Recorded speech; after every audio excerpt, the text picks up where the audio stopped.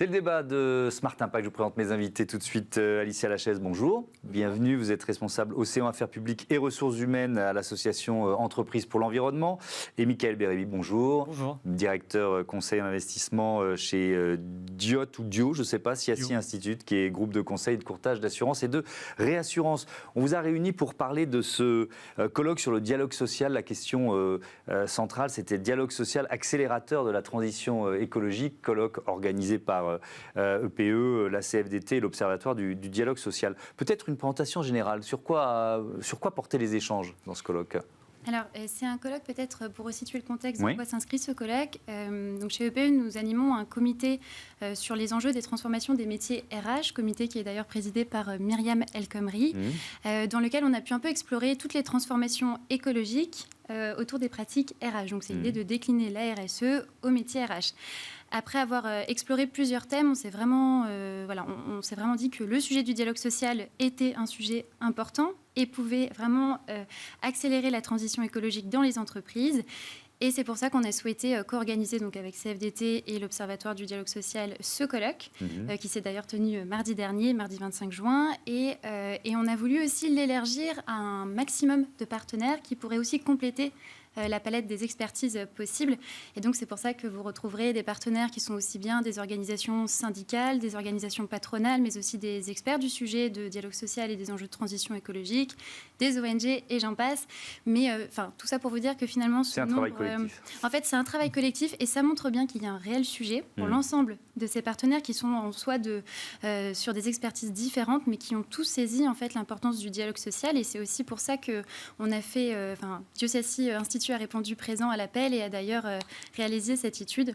Mickaël, alors justement, racontez-nous Mickaël Bérébi, une enquête auprès des salariés, exactement. Sur les salariés, en quoi consiste cette enquête ? C'est auprès des salariés. En fait, dans le CIACI Institute, donc c'est un peu le think tank interne du groupe CIACI. Il y a 3 axes sur lesquels on travaille. D'abord, la transition démographique, c'est un peu notre ADN. La transition environnementale et sociale. Chaque année, on fait 3-4 enquêtes, études. Notre parti pris, c'est d'aller sonder les salariés, d'accord, donc secteur privé, pour confronter un peu leur avis par rapport au DRH, à la direction des RSE, à leur COMEX, et un peu confronter ces idées-là.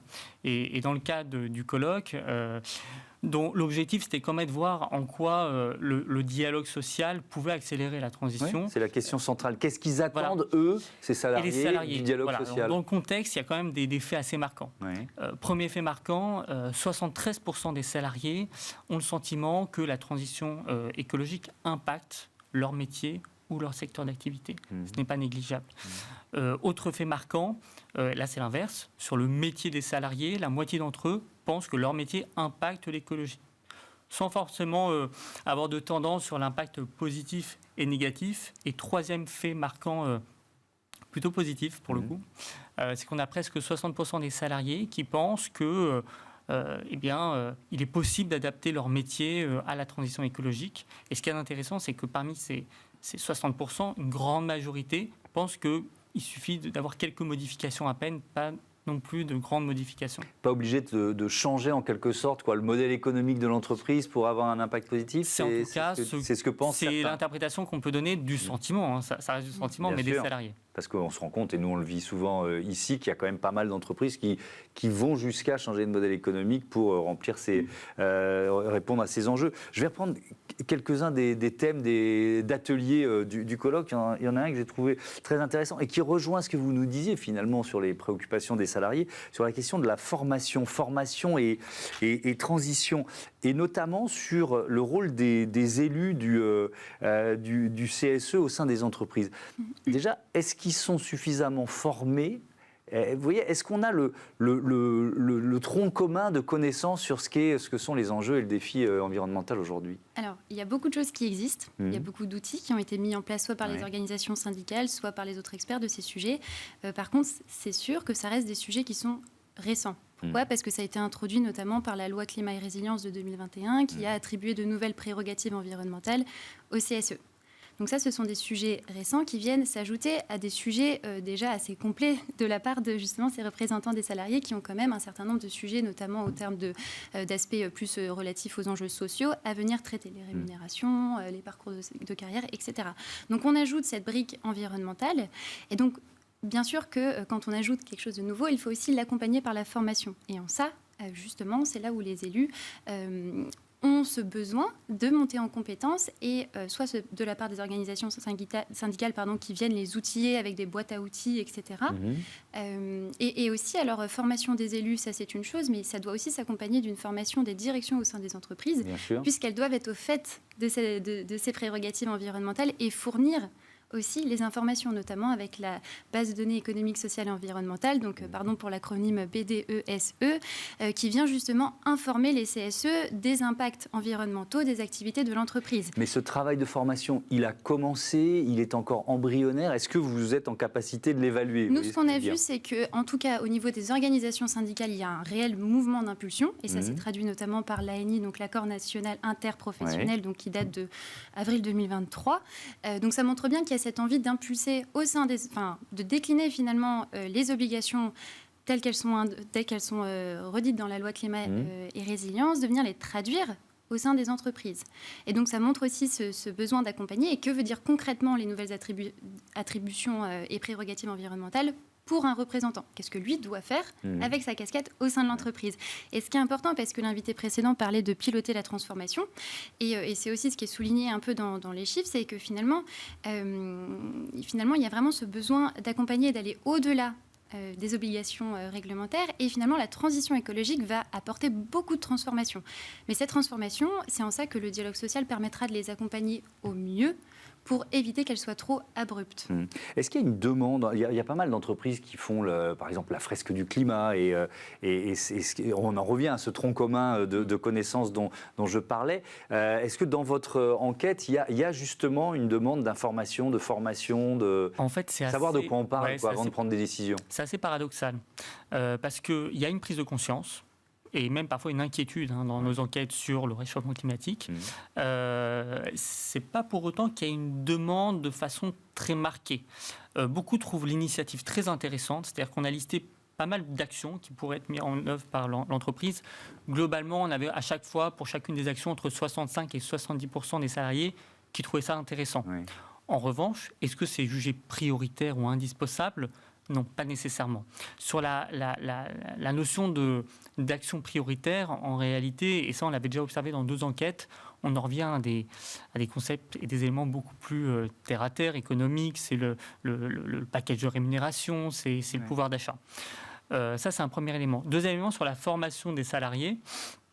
Pareil, on avait listé les actions. L'action jugée prioritaire, c'est d'abord d'adapter les conditions de travail bien devant la formation des salariés, qui arrive vraiment en queue, en toute fin des actions, en termes de plébiscite. D'où le rôle justement de ces fameux représentants des salariés, d'où leur responsabilité et pour eux la nécessité d'être correctement formés pour être une réelle partie prenante. Mais je trouve c'est passionnant ce que vous nous dites, parce qu'on est quand même dans une période où on voit que les enjeux environnementaux sont quand même moins portés dans la société par les politiques de tous bords. Et est-ce que vous avez le sentiment que ça infuse aussi dans les enquêtes que vous menez depuis quelques années? C'est-à-dire, peut-être que les réponses sont, ou la liste des enjeux environnementaux, elle est un peu moins en top liste qu'avant. Vous voyez ce que je veux dire? Ou pas, peut-être? Je pense que ce sont 2 concepts différents. Il y a la prise en compte, la prise de conscience, pardon. Et cette prise en conscience est clairement majoritaire. D'accord. Donc, et quels que soient les strates d'âge, catégories socio-professionnelles, même si oui, il y a toujours un biais générationnel, mais il est assez léger finalement. Et la priorité à titre individuel. Et là, oui, on en revient à des concepts beaucoup plus économiques. Voilà. Mais je pense qu'il y a un vrai virage structurel de la société, en tout cas qui est poussé aussi de la part des salariés sur la volonté d'avancer. Est-ce qu'il y a une dimension générationnelle? Par exemple, il y a eu un atelier sur l'attractivité des métiers de la transition écologique. Est-ce que, aujourd'hui, on a effectivement de plus en plus de jeunes diplômés qui cherchent ces métiers-là, ou qui cherchent des entreprises qui ont des engagements en la matière, ou est-ce que là aussi, ça se tasse? C'est une vraie question. Il me semble que dans vos études, il y a une statistique qui peut illustrer un peu cette question-là. 30% des salariés interrogés, donc c'est vraiment représentatif des entreprises françaises, quelle que soit la taille, quel que soit le secteur. 30% ont songé à démissionner pour aller vers un métier jugé plus vertueux écologiquement. cette statistique de 30% passe à 40% pour les plus jeunes, donc les 25-34 ans, passe également à 40% pour les entreprises de moins de 10 employés et pour les fonctions d'encadrement. Donc il y a les plus jeunes, pas que, il y a aussi les petites structures et les fonctions qui sont plus, on va dire, engagées à l'idée de démissionner. Après, attention, dans ces 30%-là, en réalité, 8% ont réellement engagé des mesures. Il nous reste 1 minute, Alicia Lachelle. Je voudrais qu'on parle de l'acceptabilité, parce que vous avez évoqué l'accord national interprofessionnel d'avril 2023. Voilà, est-ce que le fait de passer par le dialogue social pour engager des transformations importantes dans une entreprise, ça rend ces transformations plus acceptables? Complètement, parce que, et en rebond de la question précédente, en fait, la transition écologique, c'est l'affaire de tous. Ça n'est pas que l'affaire des directions, ça n'est pas que l'affaire des syndicats et ça n'est pas que l'affaire des jeunes, même si certaines études le disent. Et donc, en fait, l'acceptabilité, c'est un point crucial et c'est par ça que doit passer le dialogue social pour accompagner en souplesse ces transformations qui vont amener des évolutions. En fait, on va parler de changement de métier ou d'évolution de métier. Donc, on va parler aussi d'adaptation de conditions de travail, parfois dans des cas d'aléas climatiques, etc. Donc, oui, il y a une notion d'acceptabilité parce qu'on vient apporter du changement. Et quand il y a un besoin de changement, le dialogue social peut y répondre. Et on le voit aussi, et affaire de tous et de tous les métiers. Et ça, c'est important aussi de le repréciser, que ce n'est pas juste les métiers verts ou les métiers de la transition écologique, c'est tous les métiers qui vont changer. Et pour finir, j'aimerais juste aussi rappeler que pourquoi aussi c'est un sujet important dont chacun essaye aussi de se saisir par le dialogue social, c'est que historiquement, on parlait principalement des acquis sociaux, mais maintenant, on vient ajouter la brique environnementale. Donc, comment faire en sorte, intelligemment par le dialogue, d'allier environnement et acquis sociaux? Merci beaucoup, merci à tous les deux et à bientôt sur Bismart. On passe à notre rubrique Smart Ideas tout de suite.